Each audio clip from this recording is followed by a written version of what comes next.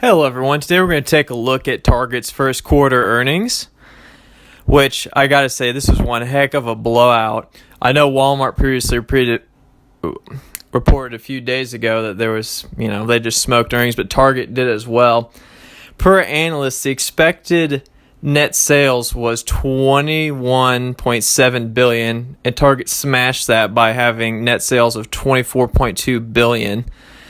I mean, this is a comparable sales that have surged 22.9%, and people were expecting, 10.8 based off what it was a year ago.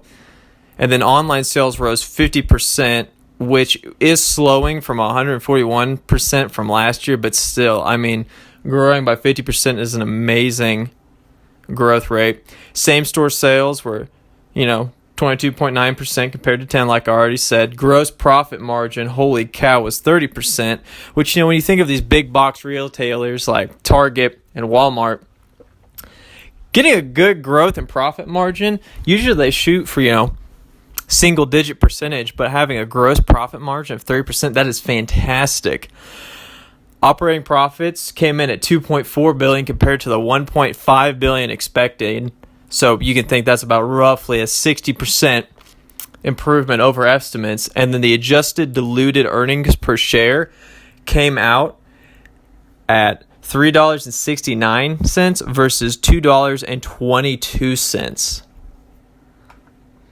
And I think this shows that, consumers are getting more optimistic. I will say Target's majority of their sales were really bolstered on the apparel side. So you can tell people are shopping more for clothes. But for the full year, Target, is expecting operating margins to be well above the 2020 rate of 7%.